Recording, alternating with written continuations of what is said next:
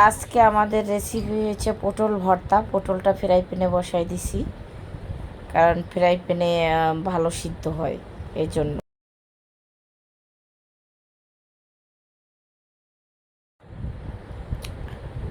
পটলটা হয়ে গেছে, ভেন্ডি কুটে করতেছি, কারণ ভেন্ডিটা কুটে না নিলে আবার একটা পর একটা কীভাবে আমি বসাবো। আমার ছেলে এসে পড়বে খেতে, কারণ ও আবার খাবে আইসা, এর জন্য তাড়াতাড়ি করতেছি।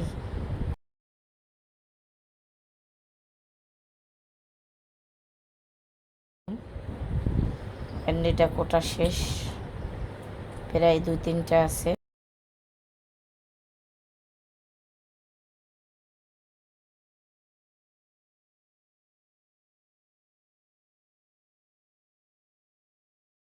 ভেন্ডিটা প্রায় কোটা শেষ, ভেন্ডি শেষ, কোটা শেষের পরে আবার করতে হবে, কুটে তাড়াতাড়ি পেঁয়াজটা কাটতেছি।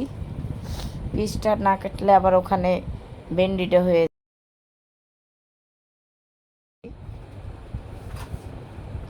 ভেন্ডি ভাজির জন্য পেঁয়াজ কাঁচামরিচ দিচ্ছি।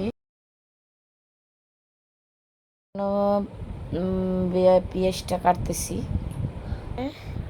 এখন পটলটা তেলে দিতে হবে। পটলের জন্য পেঁয়াজ, রসুন, মরিচ, পেঁয়াজ, রসুন, মরিচ টেলে নিচ্ছি। একটা হালকা বাদামি হলেই আটা ঢেলে দেবো।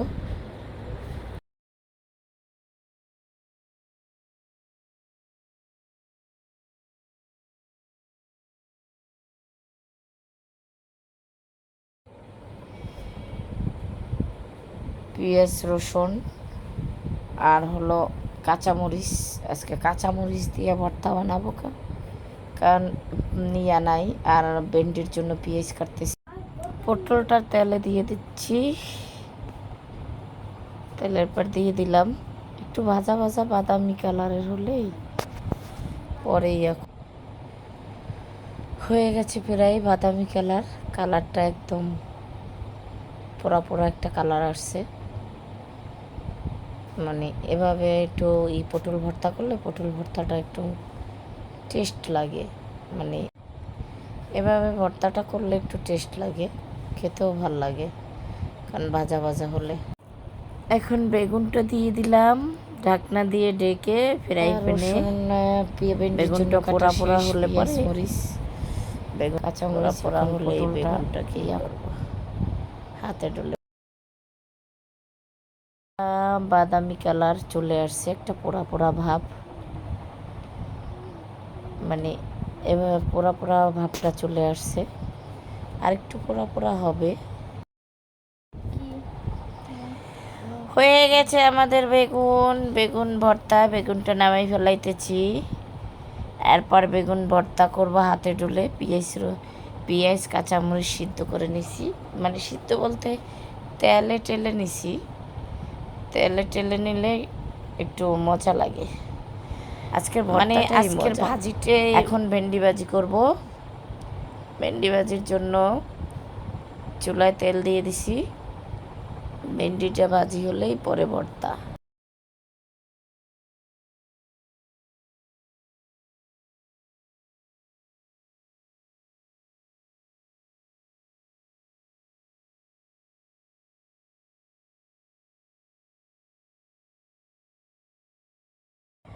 আমার ছেলের জন্য একটা ডিম ভাজা হবে, সে আবার শুধু ভর্তা দিয়ে খেতে পারবে না, তার জন্য একটা ডিমও ভাজি করতে হবে।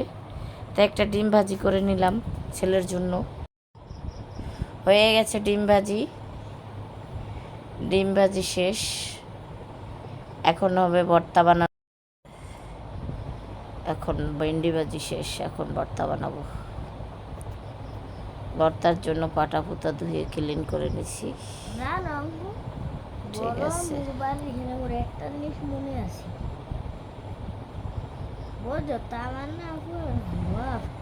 ভর্তা পেরিয়ে শেষ।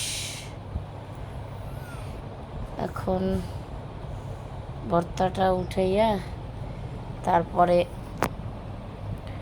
ছেলের খাবার দেবো। ভর্তা আমাদের পিসা শেষ।